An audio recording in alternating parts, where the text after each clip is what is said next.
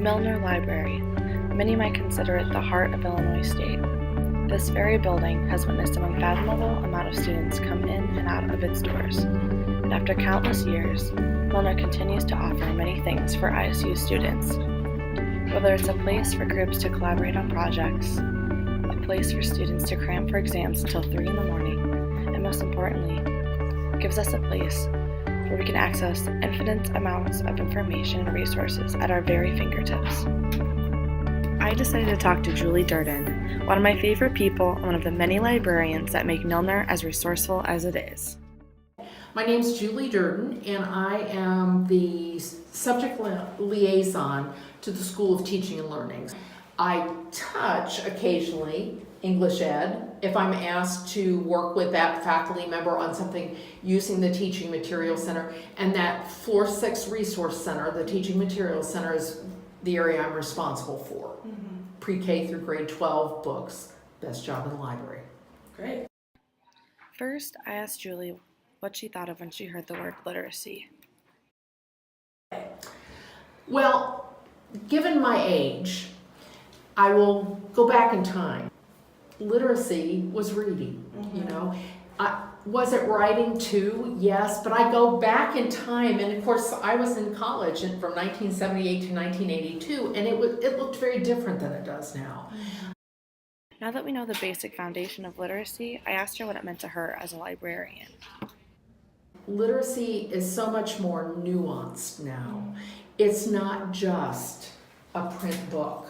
You know, it's not this anymore. It is this, but it's so much more. And because of the availability of blogs and fake news and you know, as an information professional, I've heard of that. Instead of fake news, they call it disinformation and misinformation. Dismiss.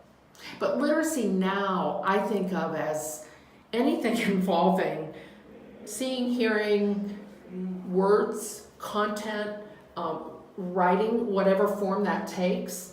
And it's not just the monograph anymore, the book. It's so much more. So what are the skills necessary for a librarian, and how do they differ from other occupations?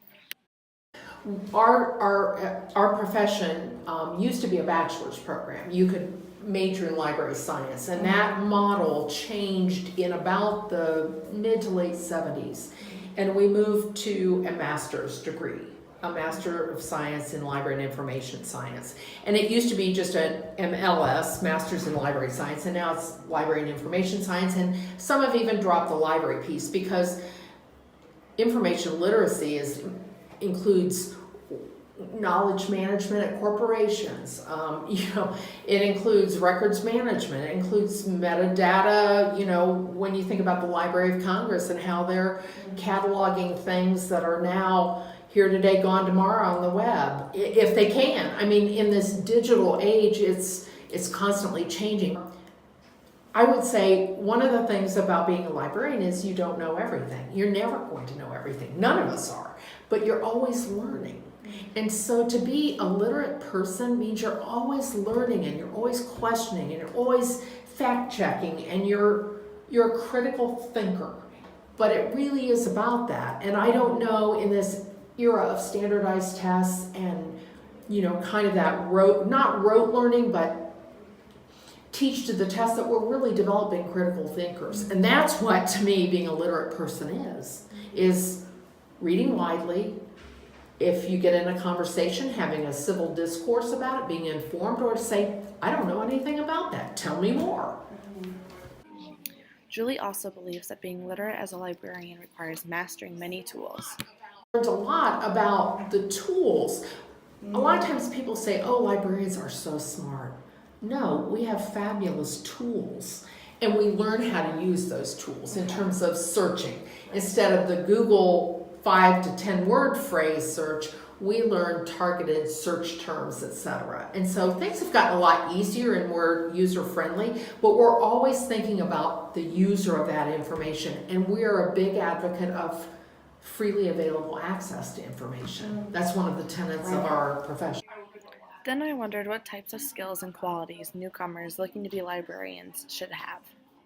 First and foremost, you don't have to love books. You've got to like working with people. A lot of librarians say, well, I like books. You're working with people. Whether it's an academic library, you're working with faculty and students, you better like them because you're going to deal with them all the time.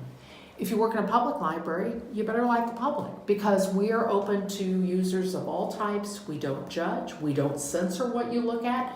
That's one of our basic core values as librarians. So I would say first and foremost, you better like people. You better like the quirkiness of life. And just, I often say that I think one of the reasons I feel very successful at what I do is that I take hard stuff and I make it simple.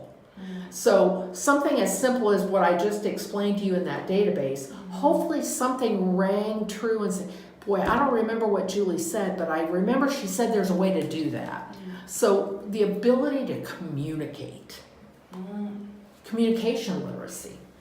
I mean, it's infused in everything I do every day. I have to write well. I have to write technically well. I have to be able to quickly dash off an email, and sometimes it's got typos. I can't get around it these days, but I try really hard to take pride in whatever type of literacy communication I'm doing. And this interview is one. My final question for Julie was how she thought schools could improve their efforts to give students the essential literacies of this certain field, both literal literacies and the tools of the English discipline.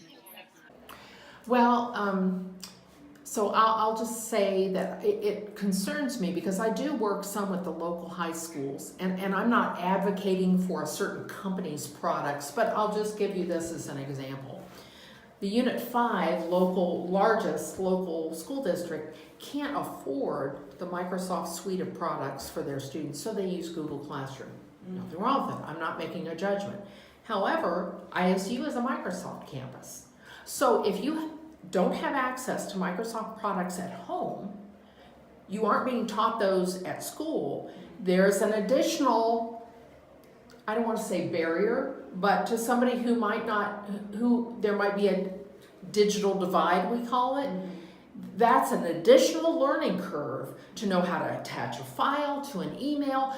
And so I would say that it's database searching beyond a Google phrase, because that's what, a good example is Normal Community West has an $8,000 budget for databases. They have maybe 5 or 6. More encyclopedia information. Ours is in the neighborhood of 5 to 6 million. So all different providers and interfaces and everything else. And so I would say for English education, for history education, I know you're in a class right now talking about literacy in the content areas. It's everywhere. And don't take for granted, your job is to help make college ready or career ready, life ready, college skill, whether or not it's a technical. Think about a trim carpenter. My husband was a trim carpenter and he has a college degree, but he has tools of the trade that he had to learn to use, a framing square, practical math, etc. So it is everywhere. And that's when I say our job as educators, PK through grade 12, is to make a career or college ready student, graduate. That's it.